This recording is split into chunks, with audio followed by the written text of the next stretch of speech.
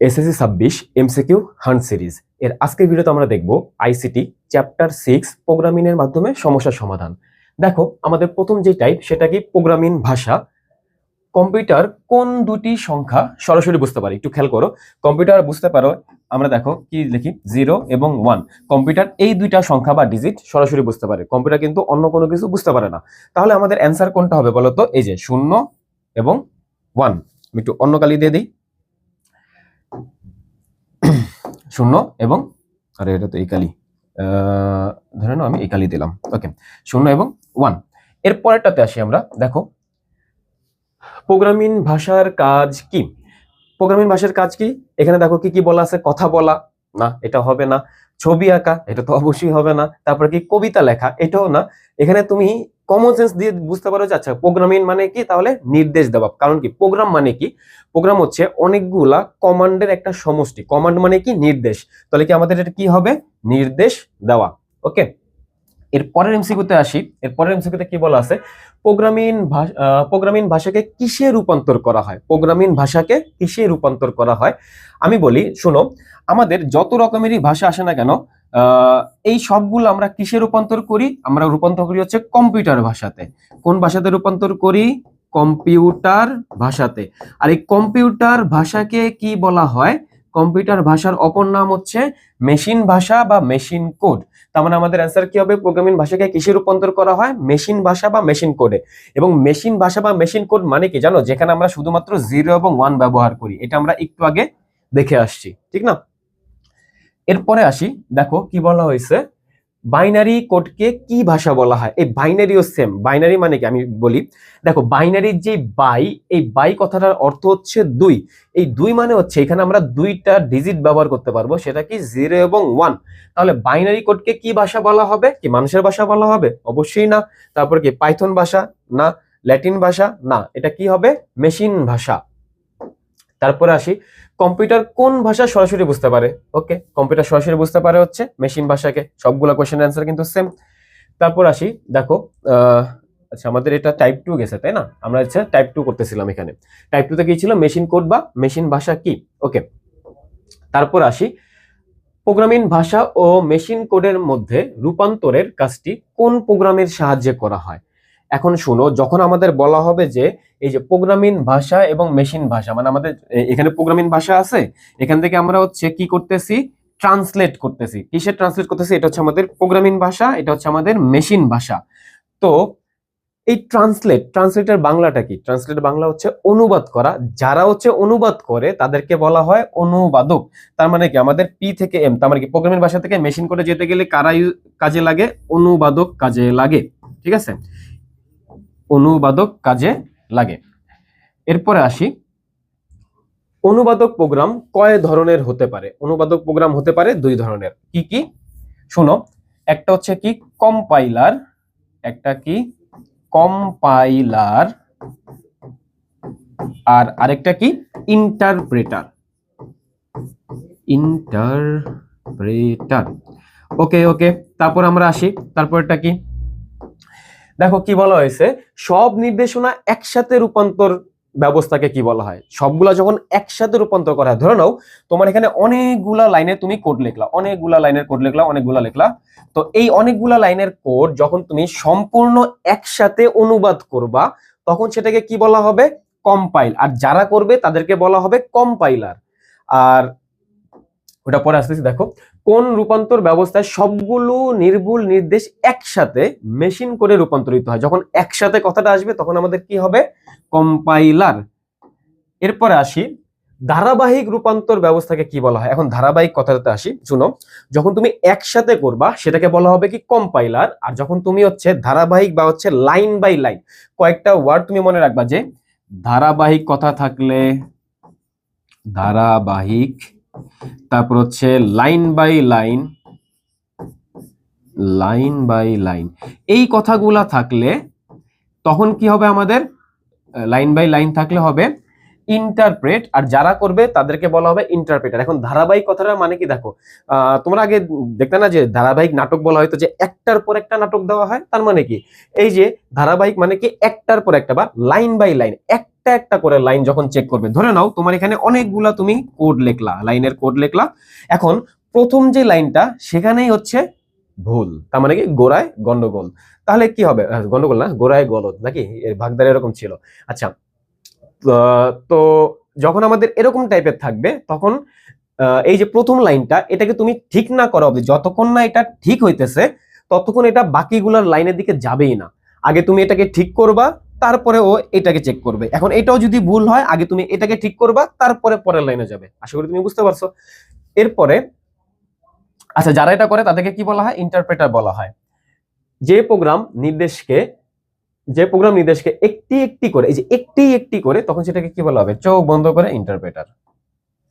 তারপরে কি, কোন নির্দেশে ভুল পেলে সেই নির্দেশ আসার পর রূপান্তর থেমে যায়। ওই যে বললাম তোমার যদি ভুল হয় সেখানে থেমে যাবে, তুমি যতক্ষণ না ঠিক করতেছো, তাহলে সেটাকে কি বলা হবে? ইন্টারপ্রেটারে। তারপরে আসি, সি প্রোগ্রামিং ভাষার প্রতিটি নির্দেশ শেষ হওয়ার পর কোন চিহ্ন দিতে হয়? আচ্ছা, প্রোগ্রামিং ভাষা অনেকগুলো আছে, তার ভিতর তোমাদের এই যে চ্যাপ্টার, এই চ্যাপ্টার আমরা করবো পাইথন, কিন্তু সি প্রোগ্রামিং এর ব্যাপারে বলা আছে। সি প্রোগ্রামিং তোমরা শিখবা এইচএসসি তে, কলেজে উঠে, ঠিক আছে? তার আগে না, এখন আপাতত যেহেতু পাইথনই শিখবো। এখানে একটা লাইন বলা আছে, সি প্রোগ্রামিং ভাষার প্রতিটি নির্দেশ শেষ হওয়ার পর আমাদের কি দিতে হয়? একটা সেমিকোলন দিতে হয়। ধরে নাও তুমি একটা লাইন লিখলে, এখানে একটা কোড, সেখানে সবার লাস্টে তোমাকে দিতে হবে একটা সেমিকোলন দিতে হবে, এরকম প্রত্যেকটা লাইনে গিয়ে সেমিকোলন দিতে হয়। তাহলে আমাদের এখানে কি হবে? Answer semicolon. তারপরে আসি, পাইথন এর ইনস্টল উইন্ডোর নিচের দিকে টিক চিহ্ন দেওয়ার জন্য কয়টি অপশন থাকে? আচ্ছা, এটা না একটু মুখস্থ টাইপের, ওই যে তোমাদের একটু কি বলে উগান্ডা টাইপের কোশ্চেন আসে না, যে এখানে এটার জন্য কয়টা ধাপ অবলম্বন করতে হবে বা কয়টা ধাপে কাজটা সম্পূর্ণ করতে হবে, তারপরে কয়বার ক্লিক করতে হবে মাউসে, তো এইগুলা এরকম টাইপের একটা কোশ্চেন কি, পাইথনের ইনস্টল উইন্ডোর নিচের দিকে টিক চিহ্ন দেওয়ার জন্য কয়টি অপশন থাকে? তাহলে এটা কি হবে? এটা হচ্ছে দুইটি, একটু মুখস্থ করে ফেলো, ঠিক আছে? তারপরে আসি, পাইথন প্রোগ্রাম লেখার জন্য কোন সফটওয়্যার বলা হয়? এটাও মুখস্থ, থনি সফটওয়্যার, ঠিক আছে? থনি সফটওয়্যার আউটপুট দেখতে, এখন দেখো আউটপুট দেখতে কোন বাটনে ক্লিক করতে হবে? কোন বাটন? আউটপুট যখন আসে তখন আমরা কি বলি? আমরা প্রোগ্রামটাকে রান করতেছি, প্রোগ্রামটাকে কি করতেছি? রান করতেছি। তাহলে কি হবে? এটা রান, ঠিক আছে? মিমের কথা মনে পড়ছে, রান। পাইথন প্রোগ্রামে আউটপুট হিসেবে কোনো কিছু প্রিন্ট করতে হলে কোনটি ব্যবহার করা হয়? যখনই আমাদের প্রিন্ট কথাটা আসবে তখন তুমি মনে রাখবা সেখানে প্রিন্ট টাইপে কিছু লেখা থাকবে অবশ্যই। তো এই যে আমাদের প্রিন্ট এফ, এটা আমরা ব্যবহার করি হচ্ছে সি প্রোগ্রামিং এ, ঠিক আছে? তারপরে এই যে আমাদের স্ক্যানএফ, এটা হচ্ছে ইনপুট ফাংশন, বাট কার জন্য? সি প্রোগ্রামিং এর জন্য। ইনপুট ফাংশন বাট কার জন্য? সি প্রোগ্রামিং এ। এখানে যে ইনপুট লেখা আছে এটা হচ্ছে পাইথনের জন্য ইনপুট ফাংশন। এই স্ক্যানএফও কি ইনপুট, এই ইনপুটও কি ইনপুট, কিন্তু স্ক্যানএফটা কোথায় ইউজ করা হয়? সি প্রোগ্রামিং এ, আর ইনপুটটা কোথায় ইউজ করা হয়? পাইথনে। আর এই প্রিন্টএফ হচ্ছে সি প্রোগ্রামিং এ ব্যবহার করা হয়। তাহলে এই প্রিন্ট কোথায় ব্যবহার করা হবে? পাইথনে। তাহলে আমাদের পাইথনে আউটপুট দেওয়ার জন্য কোনটা ইউজ করতে হবে? এই প্রিন্ট, এটা ইউজ করতে হবে। আই গেস বুঝতে পারছো? তারপরে আসি, প্রিন্ট ফাংশনের কাজ কি? দেখো প্রিন্ট ফাংশনের কাজ কি? প্রিন্ট করা বা আউটপুট দেখানো। দেখো এখানে কি বলা আছে? প্রিন্টারে ইনপুট দেওয়া? অবশ্যই না। বার্তা স্ক্যান করা, স্ক্যান মানে ইনপুট নেওয়াই। ভ্যারিয়েবল তৈরি করা? না। তাহলে কি হবে? বার্তা প্রিন্ট করা। তারপরে আসি, প্রোগ্রামের ভিতর কোথায় ডেটা সঞ্চয় করা হয়? আচ্ছা, এটা আমাদের কি গেল? টাইপ 4, প্রোগ্রামের চলক বা ভ্যারিয়েবলের ব্যবহার। প্রোগ্রামের চলক বা ভ্যারিয়েবলের ব্যবহার, টাইপ 4। তো টাইপ 4 এ কি বলা হয়েছে? যে প্রোগ্রামের ভিতর কোথায় ডেটা সঞ্চয় করা হয়। দেখো ফাংশনে ডেটা অবশ্যই সঞ্চয় করা হয় না, স্টেটমেন্টও করা হয় না, লুপে করা হয় না। কোথায় সঞ্চয় করা হয়? ভ্যারিয়েবল। এখন ভ্যারিয়েবল মানে কি? ভ্যারিয়েবলের বাংলা হচ্ছে চলক। চলক, দেখো চলক কোনগুলা? ধরেন আমি তোমাকে বললাম এক্স হচ্ছে একটা চলক। চলক মানে যাদের মান পরিবর্তনশীল। এক্স ইকুয়াল টু তুমি লিখলা 5, তো তার মানে কি দাঁড়াইলো? এই এক্স এর ভিতরে তুমি কাকে জমা করে রাখতেছো? 5 কে তুমি জমা করে রাখতেছো, ঠিক আছে? কি করতেছো? জমা করে রাখতেছো। এটাকে আসলে এভাবে বলা হয় যে আমরা 5 ভ্যালুটাকে এক্স এর ভিতরে অ্যাসাইন করতেছি, যার ভিতরে এই যে ইকুয়ালটাকে বলা হয় অ্যাসাইন অপারেটর। কি operator? Assign operator. Assign operator.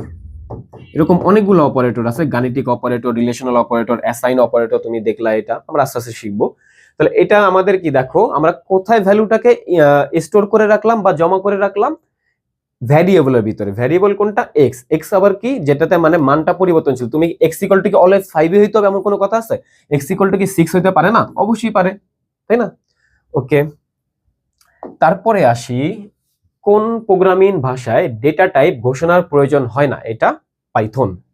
পাইথনে data type ঘোষণার প্রয়োজন পড়ে না। তারপরে আসি, ভ্যারিয়েবলের নামে সব সময় কয়টি শব্দ হবে? এখন দেখো একটু, এটা আমাদের দেখো টাইপ 5 চলক বা ভ্যারিয়েবলের নামকরণ, ঠিক আছে? এর আগেরটা কি টাইপ 4 ছিল না? হ্যাঁ, টাইপ 4 ছিল, এটা টাইপ 5 চলক বা ভ্যারিয়েবলের নামকরণ। এখন চলক বা ভ্যারিয়েবলের নামকরণের জন্য তোমাদের বইতে অনেকগুলা নিয়ম দেওয়া আছে। সেই নিয়মগুলা কি কি আমি তোমাকে বলি। তুমি কি কি ব্যবহার করতে পারবা? তুমি আন্ডারস্কোর ব্যবহার করতে পারবা। কি ব্যবহার করতে পারবা? তুমি এই যে নিচে যেরকম থাকে না আন্ডারস্কোর, তুমি এই আন্ডারস্কোর ব্যবহার করতে পারবা। তুমি এ থেকে জেড ইউজ করতে পারবা, বড় হাতের এ থেকে জেড। তুমি বড় হাতের কি বলে ছোট হাতের এ থেকে জেড ইউজ করতে পারবা। তুমি 0 থেকে 9ও ইউজ করতে পারবা, ঠিক আছে? তুমি জাস্ট এই কয়টা জিনিস ব্যবহার করতে পারবা, এগুলা বাদে আর কিছু ব্যবহার করতে পারবা না। যেরকম তোমাকে যদি কখনো বলা হয় যে হ্যাশ, এগুলা কি ইউজ করতে পারবা না? হ্যাশ ইউজ করতে পারবা না। তারপরে কি @, এই চিহ্নের নাম কি? @, এটাকেও ইউজ করতে পারবা না। তারপরে কি স্টার চিহ্ন, এটাকেও পারবা না। $সাইন, এটাকেও পারবা না। মানে তুমি অন্য কোনো বিশেষ চিহ্ন ব্যবহার করতেই পারবা না। তোমাকে জাস্ট কি কি ব্যবহার করতে হবে? আন্ডারস্কোর, বড় হাতের এ থেকে জেড, ছোট হাতের এ থেকে জেড এবং 0 থেকে 9। এইগুলার ভিতরেও আরো রুলস আছে। সেটা কি? তুমি শুরুতে কি ব্যবহার করতে পারবে না? শুরুতে 0 থেকে 9 ব্যবহার করতে পারবা না। তুমি শুরুতে কি ব্যবহার করতে পারবা? শুরুতে ব্যবহার করতে পারবা হচ্ছে আন্ডারস্কোর, তারপর হচ্ছে এ থেকে জেড, আর কি ছোট হাতের এ থেকে জেড। তুমি এই কয়টাকে ব্যবহার করতে পারবা শুরুতে। তুমি 0 থেকে 9 মাঝখানে যে কোনো জায়গায় বা লাস্টে যে কোনো জায়গায় তুমি ইউজ করতে পারবা, বাট শুরুতে তুমি কোনো ডিজিট দিয়ে শুরু করতে পারবা না। এবং তুমি শুরু করতে পারবা আন্ডারস্কোর দিয়ে শুরু করতে পারো, অথবা কি কোনো একটা অ্যালফাবেট দিয়ে শুরু করতে পারো। আই গেস তুমি বুঝতে পারছো। এবং দেখো, ভ্যারিয়েবলের নাম সবসময় কয়টি শব্দ হবে? সবসময় এটা একটা শব্দ হইতে হবে। কয়টা শব্দে? একটা। এখন তুমি বলতে পারো আচ্ছা ঠিক আছে স্যার, আমি এখন কি করতে পারি? আমি ভ্যারিয়েবলের নাম নিতে চাচ্ছি মাই রোল, ঠিক আছে? তাহলে এই মাই রোলটাকে আমি কিভাবে ইনপুট নিতে পারি? এটা তো দুইটা শব্দ হয়ে গেল। তুমি জাস্ট কি করবা? এই দুইটার মাঝখানে একটা আন্ডারস্কোর দিয়ে দিবা। এই আন্ডারস্কোর দেওয়ার মানে হচ্ছে এই দুইটা আসলে একটা ওয়ার্ডই তখন বোঝায়। তুমি ফেসবুকে যখন হচ্ছে হ্যাশট্যাগ ইউজ করো, তখন তুমি দেখবা যখন একাধিক ওয়ার্ড ইউজ করা লাগে, তখন তুমি কি দাও? মাঝখানে আন্ডারস্কোর দাও। কখন ইউজ করছো কিনা কি জানি। আমাদের কি বলে নামকরণে কিন্তু আরো অনেকগুলো নিয়ম আছে, আমরা আস্তে আস্তে করবো। দেখো, ভ্যারিয়েবলের নামকরণের নিচে কোনটি ব্যবহার করা যাবে না? দেখো, এই যে বলছিলাম, ইউজ করা যাবে না। তারপরে কি ভ্যারিয়েবলের নামের প্রথম অক্ষর হিসেবে কোনটি ব্যবহার করা যাবে? এখন দেখো, প্রথম অক্ষর ডিজিট হইতে পারবে না। তার মানে কি 1, 8, এগুলা কিছু হইতে পারবে না। তো কোনো টাইমই হইতে পারবে না। এই যে এটা কি আমাদের আন্ডারস্কোর, এই আন্ডারস্কোর ব্যবহার করা যাবে বলছিলাম। ভ্যারিয়েবলের নামে কোন চিহ্নটি ব্যবহার করা যাবে? আন্ডারস্কোর। ভ্যারিয়েবলের নাম কোন নামকরণটি ভুল? দেখো, ভ্যারিয়েবলের কোন নামকরণটি ভুল? XYZ1। প্রথমে আমাদের শুরু হয়েছে কি দিয়ে? অ্যালফাবেট দিয়ে, ঠিক আছে? শুরু হয়েছে কি দিয়ে? ডিজিট দিয়ে। এটা আমাদের ভুল। তার মানে অ্যান্সার কোনটা? যেহেতু আমাদের বলছে কোন নামকরণটি ভুল, তাহলে অ্যান্সার কোনটা হবে? এইটা। এটাও তুমি দেখো, এই যে আন্ডারস্কোর এখানে দেওয়া আছে, শুরুতে আন্ডারস্কোর থাকতে পারে। তবে এই যে মাই নেম, এই যে বললাম এক ভ্যারিয়েবল কয়টা ওয়ার্ডের হবে? একটা ওয়ার্ডের হবে। এবং এখানে মাই নেম একটাই ওয়ার্ড, কিভাবে? আন্ডারস্কোর দিয়ে একটাই করে দেওয়া হয়েছে। আই গেস তুমি এটা বুঝতে পারছো। তারপরে আসি, কোনটি সঠিক ভ্যারিয়েবল? সঠিক ভ্যারিয়েবল হচ্ছে, দেখো, মাই নেম, এখানে কোনো আন্ডারস্কোর নাই, তার মানে এটা ভুল। তারপরে কি নেম, এখানে আবার চলে আসছে, এটাও ভুল। তারপরে কি মাই, তারপরে আন্ডারস্কোর, তারপরে কি ভ্যারিয়েবল, সবগুলা নিয়ম এখানে ম্যাচ করতেছে, তার মানে কি এটাই অ্যান্সার হওয়া উচিত। এবং তুমি প্রিন্ট কেন বলতে পারো না যে ভাইয়া এখানে তো প্রিন্ট আছে, তাহলে এখানে তো আন্ডারস্কোর আসে নাই, শুরুতে অ্যালফাবেটও আসছে, মানে অন্য কোনো বিশেষ চিহ্ন আসে নাই, তাহলে এটা কেন হবে না? এখন শুনো ব্রো, এটা হচ্ছে আমাদের কি দেওয়া আছে? কিওয়ার্ড।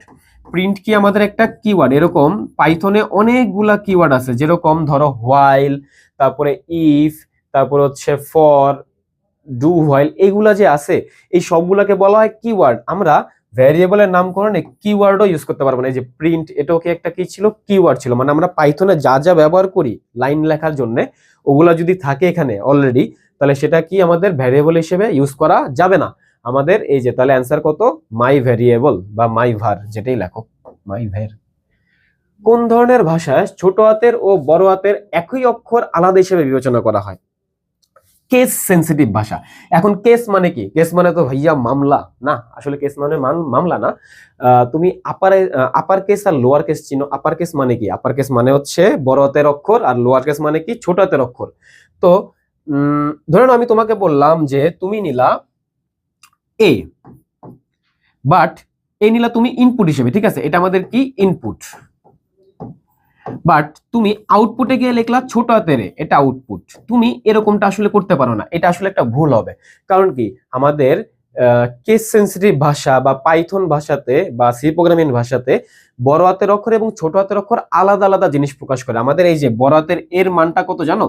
এর মানটা হচ্ছে 65, এটা তুমি ইন্টারে গিয়ে অবশ্যই জানতে পারবে। আর ছোট হাতের এর মান হচ্ছে 97। আমি এটা মনে রাখতাম যে ছোট মরিচে ঝাল বেশি, এরকম টাইপের, যে ছোট হাতের এর মানটা আসলে বড় হয় বড় হাতের এর তুলনায়। তো কেস সেন্সিটিভ ভাষা মানে কি, আমাদের ছোট হাতের অক্ষর এবং বড় হাতের অক্ষর আলাদা আলাদা অর্থ প্রকাশ করে। তার মানে কি, তুমি যখন কোনো জায়গায় বড় হাতের এ লিখবা, তুমি যদি ওইটাই দেখাতে চাও, তোমাকে ওই বড় হাতের এই লিখতে হবে। ছোট হাতের এ লিখলে যে তুমি মনে করবে আরে এই তো, এ তো এই না, আসলে এ তো এ না, তোমাকে বড় হাতের এই লিখতে হবে। তাহলে আমাদের কি, এটা কেস সেন্সিটিভ ভাষা। ছোট হাতের অক্ষর এবং বড় হাতের অক্ষর আলাদা আলাদা বিবেচনা করা হয়। তারপর হচ্ছে দেখো, পাইথন প্রোগ্রামের সংরক্ষিত শব্দ, ওই যে সংরক্ষিত শব্দ কি বলছিলাম, আমাদের কিওয়ার্ড। তুমি কিওয়ার্ড ইউজ করতে পারবে না ভ্যারিয়েবলের নামকরণে। তারপরে পাইথন 3.10 এ কয়টি কিওয়ার্ড আছে? এখানে কয়টা কিওয়ার্ড আছে? কিওয়ার্ড থাকে হচ্ছে 35টা। কয়টা কিওয়ার্ড থাকে? 35টা কিওয়ার্ড থাকে।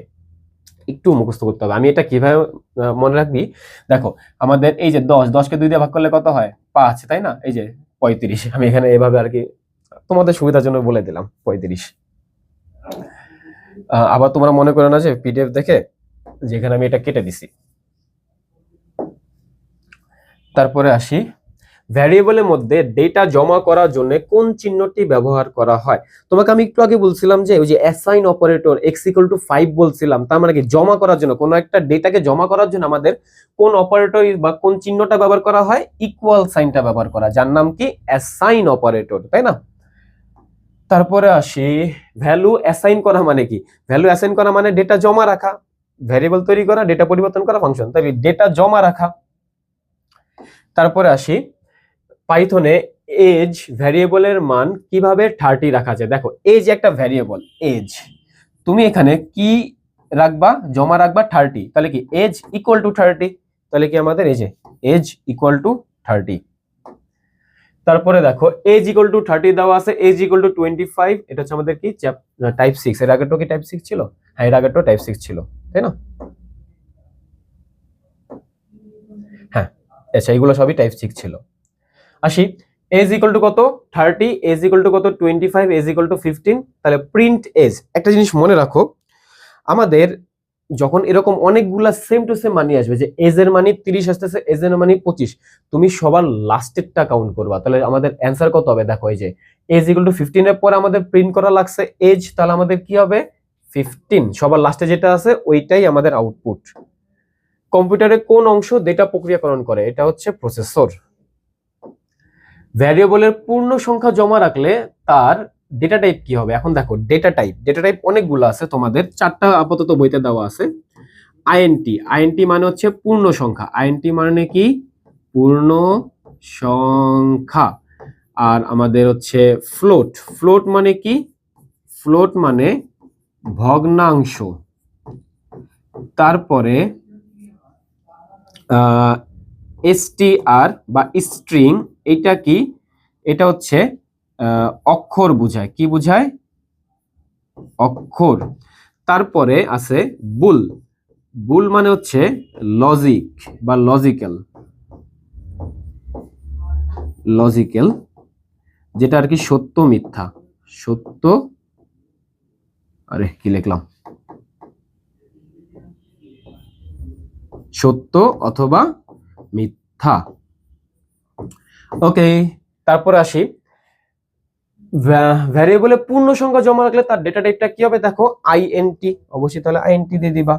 তারপরে দেখো, মার্ক ইকুয়াল টু 85 হলে মার্ক ভ্যারিয়েবলে ডেটা টাইপ কি? এখন দেখো 85, এটা কি পূর্ণাংশ বা পূর্ণ সংখ্যা, তাহলে এটা কি হবে? আইএনটি। ভগ্নাংশ যুক্ত সংখ্যাকে ইংরেজিতে কি বলে? Floating number. একটু আগে যে আমরা ফ্লোট পড়ছিলাম, ওটার নাম কি? Floating number. str কিসের সংক্ষিপ্ত রূপ? একটু আগে বলছিলাম str হচ্ছে স্ট্রিং বলছিলাম, তাহলে যে এখানে স্ট্রিং হবে। টেক্সট বা অক্ষর জাতীয় তথ্যকে কোন ভ্যারিয়েবল, ওই যে লিখছিলাম স্ট্রিং এ কি লিখছিলাম, অক্ষর লিখছিলাম, তাহলে এটা কি হবে? String, str। স্ট্রিং ভ্যারিয়েবলে কিসের মধ্যে তথ্য রাখতে হয়? স্ট্রিং ভ্যারিয়েবলে দেখো, তুমি ধরো তুমি লিখলা a ইকুয়াল টু, কি লিখবা? a ইকুয়াল টু, আরে এটাই লিখে দিই, রায়হান স্যার বেস্ট, হইতেই পারে, এভাবে তোমার লিখবা। কি দিয়ে লিখবা? Single quotation. এই যে এইটাকে কি বলা হয়? সিঙ্গেল কোটেশন বলা হয়। এটাকে কি বলা হয়? Double quotation. তো আমরা স্ট্রিং ভ্যারিয়েবলে কিসের ভিতরে তথ্য রাখবো? এটার নাম কি আমাদের? সিঙ্গেল, আর এটা কি আমাদের? Double. Single quotation, double quotation. তাহলে আমাদের কিসের ভিতরে রাখতে হবে? সিঙ্গেল কোটেশনের ভিতরে ডেটা রাখতে হবে। তারপরে আসি, কোন ভ্যারিয়েবলে লজিক্যাল ডেটা, লজিক বলছিলাম, তো লজিকের জন্য কি হবে? বুল। লজিক্যাল ডেটা রাখা হলে তার ডেটা টাইপ কি হবে? বুল।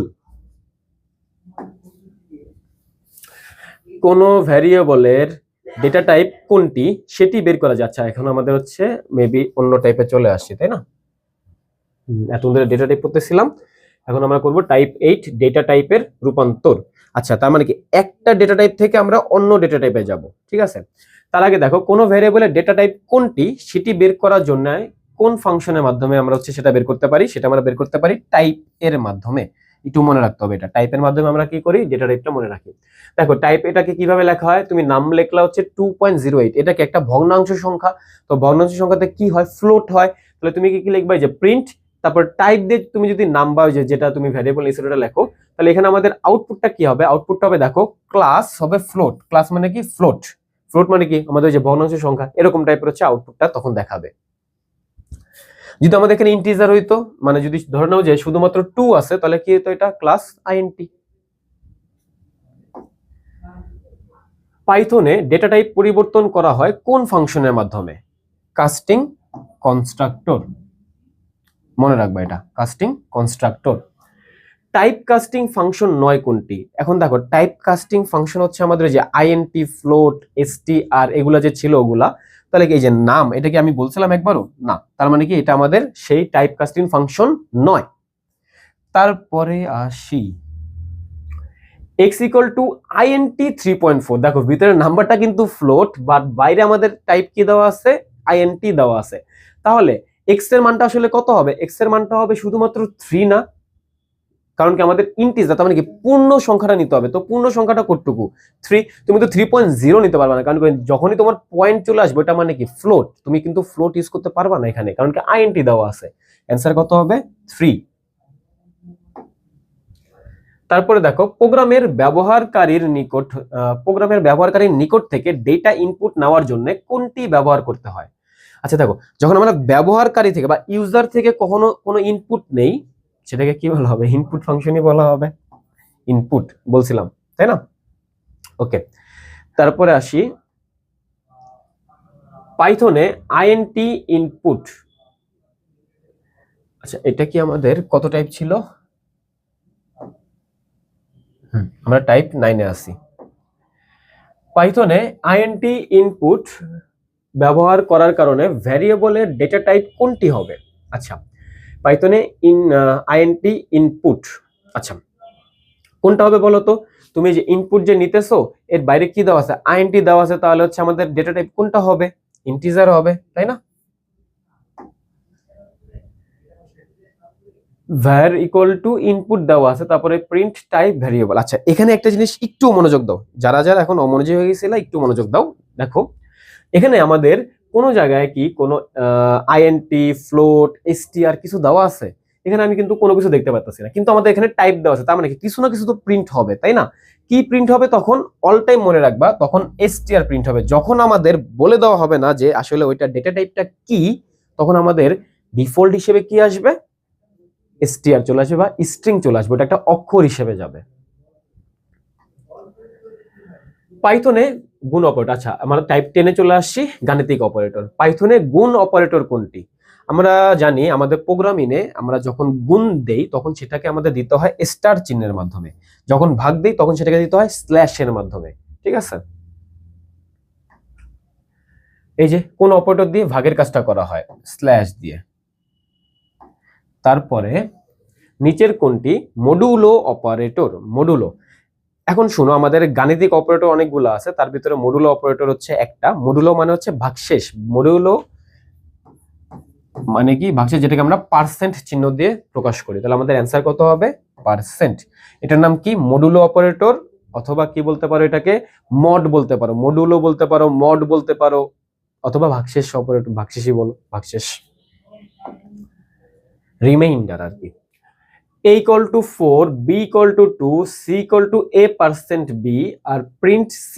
তাহলে প্রোগ্রামটির আউটপুট কি হবে? তার মানে আমাদের c কে হচ্ছে আমাদের আউটপুট হিসেবে ধরে নিতে হবে। তাহলে c কি? a% b। তার মানে কি a কে যদি আমরা b দিয়ে ভাগ করি তাহলে ভাগশেষ কত আসতেছে? তার মানে কি 4 কে তুমি 2 দিয়ে, সরি কি করলাম, 4 কে তুমি 2 দিয়ে ভাগ করো, তাহলে 2 দুগুণে 4, ভাগশেষ কত আসতেছে? 0। তাহলে আমাদের অ্যান্সার কত হবে? 0 হচ্ছে অ্যান্সার। কারণ কি আমরা এই যে পার্সেন্ট বা মডুলো দিয়ে কি প্রকাশ করি? ভাগশেষ প্রকাশ করি। নিচের কোনটি মডুলো অপারেটর? সেই কোশ্চেনটা খুব সম্ভবত হচ্ছে ভুল আসছে। ঠিক আছে, নিচের কোনটি মডুলো অপারেটর? এটা আমি হচ্ছে পরে ঠিক করে দেব না। রিলেশনাল অপারেটর সর্বমোট কয়টি? রিলেশনাল অপারেটর সর্বমোট কয়টি হয় বলো তো? আচ্ছা, এর আগের কোশ্চেনটা আমি বলি। এর আগের কোশ্চেনটা কি ছিল? এর আগের কোশ্চেনটা ছিল হচ্ছে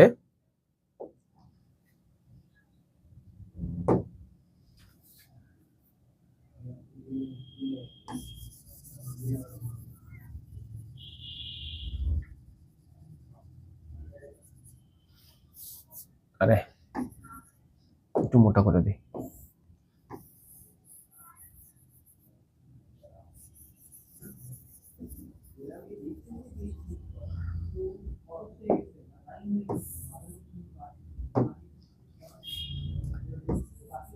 গাণিতিক অপারেটর কয়টি?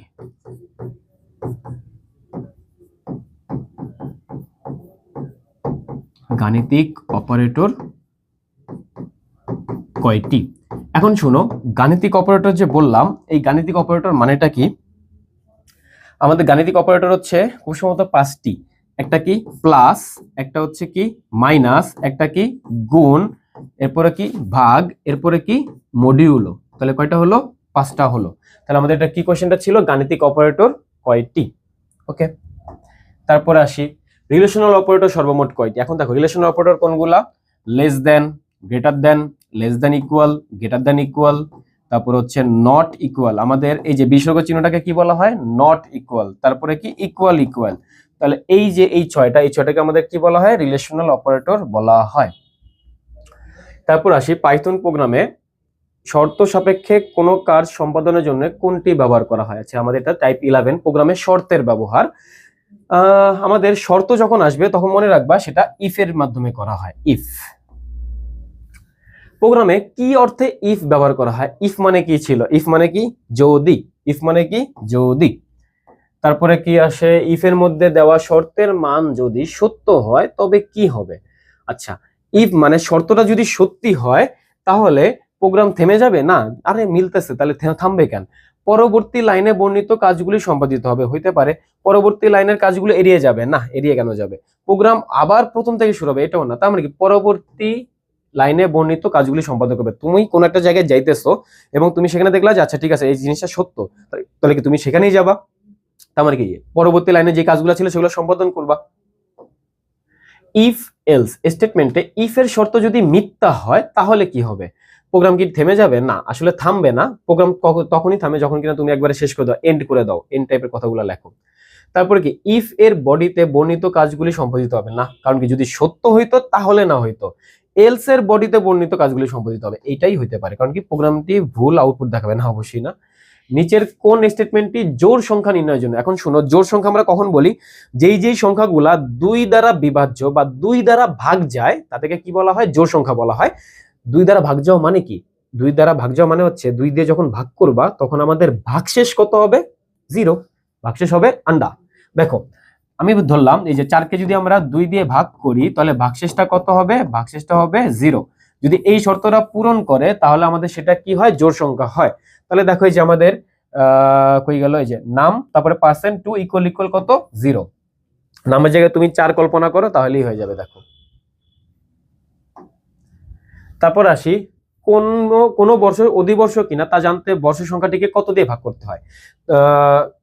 ধরে নাও ওয়াই দেওয়া ছিল, সেটাকে আমাদের প্রথমতেই কত দিয়ে ভাগ করে চেক করতে হবে? 400 দিয়ে সেটা কি ভাগ যায় কিনা, এটা ছিল একটা শর্ত। তারপরে কি ছিল, যদি এইটা না হয় তাহলে কি 4 দিয়ে ভাগ যাবে এবং একই সাথে সেটা কি দ্বারা ভাগ যাবে না? সেটা ভাগ যাবে না হচ্ছে ইয়ার মাধ্যমে, কি বলে 100 দ্বারা। 100 দ্বারা সেটা নট ইকুয়াল টু 0 হবে। ঠিক আছে, এরকম। তার মানে কি আমাদের প্রথমে কি চেক করা লাগতো? 400 দিয়ে, তার মানে অ্যান্সার এখানে কত হবে? 400। আর যদি 400 না হয় তাহলে 400 পরে এইটা আবার চেক করবা। নাম 3 ইফ নাম গ্রেটার দেন 0 তাহলে সেটা প্রিন্ট করবে কি p, এল ইফ নাম লেস দেন 0 প্রিন্ট করবে কি n, আর এলস প্রিন্ট z। আচ্ছা এখন দেখো এই নাম 3, ঠিক আছে, নাম কি আমাদের এখানে, আচ্ছা এখানে একটা জিনিস আসে নাই, নাম ইকুয়াল 3, নাম ইকুয়াল 3 ইফ নাম গ্রেটার দেন 0, যদি গ্রেটার দেন 0 হয় সেটা কি আসলে একটা p প্রিন্ট করবে। এই নাম কি আমাদের 3, এটা কি গ্রেটার দেন 0 না? 0 থেকে বড়, তাহলে আমাদের কি প্রিন্ট করবে? p। পাইথন প্রোগ্রামে এলিফ স্টেটমেন্টের অনুরূপ কাজে কোনটি ব্যবহৃত হয়? এলিফ। এখন দেখো এলিফ, এলিফ মানে কি? এলিফ কখন ব্যবহার করা হয়? যখন তোমার অনেকগুলা ইফ ব্যবহার করা লাগে। ঠিক আছে, তার মানে কি অনেকগুলা শর্ত, এবং এই অনেকগুলা শর্ত এটা এখানে এই যে ম্যাচ, এই ম্যাচও ইউজ করা হয়। ম্যাচে আমরা হচ্ছে কেস দিয়ে, ম্যাচে আমরা কি করি? কেস 1, কেস 2, কেস 3 এরকম করে করে অনেকগুলা শর্ত অ্যাড করতে পারি। ঠিক আছে, এবং এই ম্যাচের ভিতরেই হচ্ছে ব্রেকটা থাকে। আমাদের হয়তো পরবর্তী কোশ্চেনটা এটা, যে ব্রেক স্টেটমেন্ট কোনটির সাথে ব্যবহৃত হয়? ম্যাচের সাথে ব্যবহার করা হয়। প্রোগ্রামে একই কাজ বারবার সম্পন্ন করতে হলে কি ব্যবহার করতে হয়? একই কাজ যদি বারবার করা, সেটা হচ্ছে আমাদের টাইপ 12 চলে আসে, একই কাজ বারবার করা। প্রোগ্রামে শর্তের ব্যবহার, ঠিক আছে, প্রোগ্রামে শর্তের ব্যবহার ছিল না, না একই কাজ বারবার করা একটু অবধি ছিল, এটা আসলে এখানে হবে না। ওকে, টাইপ 12 কি আমাদের একই কাজ বারবার করা। বারবার করা বলতে সেটা কি? ধরে নাও তুমি একটা লুপের ভিতরে আছো, তুমি সেই লুপের ভিতরে কি হয়, ধরে নাও তুমি সকালবেলা ঘুম থেকে উঠতেছো, মোবাইল টিপতেছো, তারপর খাইতেছো দাইতেছো, তারপর আবার ঘুমাই যেতেছো। ঠিক আছে, অ্যাকর্ডিং টু ইউর মম, যে তুমি সারাদিন ফোনে টিপো ফোনে টিপো, ফোনের ভিতরে ঢুকা যাও পুরা। তো এই যে তুমি যে বারবার একই কাজ করতেছো দৈনিক উঠে উঠে উঠে উঠে, এটাকে কি বলা হয়? একটা লুপ বলা হয়। এবং বারবার একই কাজ করা, এটাকে কি বলা হবে? তাহলে লুপ বলা হবে। তাহলে এরপর আমরা আসি, যে ভ্যারিয়েবলে, যেসব ভ্যারিয়েবলে ফর লুপের আবর্তন সংখ্যা গণনা করতে হবে তাদেরকে কি বলা হয়? আচ্ছা, যে সকল ভ্যারিয়েবল হচ্ছে ফর লুপের আবর্তন সংখ্যা গণনা করতে ব্যবহার করা হয় তাদেরকে কি বলা হয়? দেখো আবর্তন সংখ্যা মানে কোনো কিছুকে তুমি গণনা করতেছো, সেখানে এটার ইংলিশটা কি? কাউন্টার না? তাহলে কি হবে? কাউন্টার ভ্যারিয়েবল অ্যান্সার, তাই না? কাউন্ট করতেছো। ফর আই ইন রেঞ্জ 1 থেকে 7, দেখো 1 থেকে যে 7 আসছে না, এটা মানে আসলে কত থেকে কত জানো? এটা মানে আসলে 1 থেকে 6 অবধি তুমি কাউন্ট করবে, তুমি লাস্টেরটাই যে এটাকে কাউন্ট করবা না, 7 কে তুমি কাউন্ট করবা না, তাহলে কি 1 থেকে 6 অবধি আসবে। তাহলে প্রিন্ট হ্যালো, তাহলে কয়বার রান হবে এটা? হ্যালো ওয়ার্ডটা কয়বার রান হবে? 6 বার। 1 থেকে যে 1 2 3 4 5 6, 6 বার। তাহলে আমাদের অ্যান্সার কত হবে? 6 বার আমাদের হ্যালো ওয়ার্ডটা দেখতে পাবো। For I in range 182 print Python, প্রোগ্রামটি রান করলে কতবার পাইথন লেখাটি প্রিন্ট হবে? দেখো এখানে 18 এর পরে 2 যে দেওয়া, 2 মানে হচ্ছে ডিফারেন্স। আমাদের যদি কোনো কিছু দেওয়া না থাকে তাহলে ডিফারেন্স কত হবে? এক এক করে করে হবে, বাট যদি আমাদের ডিফারেন্স দেওয়া থাকে তাহলে ওইটা নিতে হবে। তাহলে আমাদের দেখো কি হবে, 1 আসবে, ঠিক আছে প্রথমত, তারপরে কত আসবে? 2 যদি গ্যাপ দাও তাহলে 3 আসবে, তারপরে কত আসবে? 5 আসবে, তারপরে কত আসবে? 7 আসবে, তাই না? তারপরে কত আসবে? 7। এরপরে কি? এরপরে তো মানে 8 অবধি তো আর যাবে না, 7 অবধি থাকবে, তাই না? তাহলে কি 1 3 5 7 কয়বার হয়েছে? 4 বার। তাহলে কি অ্যান্সার 4। তারপরে আসি ফর এ ইন রেঞ্জ 10 1, তারপর -3, তার মানে কি 3 3 করে কমতেছে। -3 মানে কি 3 3 করে করে কমতেছে। তাহলে আমাদের প্রথমটা কি হবে? প্রথমটা হবে 10, তারপরটা 3 কম হইলে 7, তারপরে 3 কম হইলে 4। তাহলে কি আমরা যদি প্রিন্ট করি এ এর মানগুলো, তাহলে কি কি দাঁড়াইলো? 10 7 আর 4, এই যে 10 7 আর 4। আমাদের এখানে কি এই যে 4 এর পরে কত হওয়া উচিত ছিল? 4 এর পরে 1 হওয়া উচিত ছিল না, মানে 1। আর যদি 3 কমো তাহলে কত হওয়া উচিত ছিল? 1। কিন্তু তোমার এখানে যে 1 আছে লাস্টে, তুমি কি 1 নিতে পারবা? 1 তো নিতে পারবা না, 1 এর আগে অবধি যেতে হবে, তাই না? ফর এ ইন রেঞ্জ 1 থেকে 6, তার মানে এটা আসলে কত থেকে কত বলছে, 1 থেকে 5 পর্যন্ত বলা আছে, তাই না? তাহলে কি a percent two not equal to 0, তার মানে কি যে সকল সংখ্যাগুলো 2 দিয়ে ভাগ যায় না ওগুলা কি আমাদের বিজোড় সংখ্যা। তাহলে আমাদের কি 1 একটা বিজোড় সংখ্যা, 3 একটা বিজোড় সংখ্যা, 5 হচ্ছে একটা বিজোড় সংখ্যা। আমরা যে 6 অবধি দাও তার মানে কি 5 অবধি যেতে পারবো, তাহলে কি 135, आंसर আমাদের কত 135।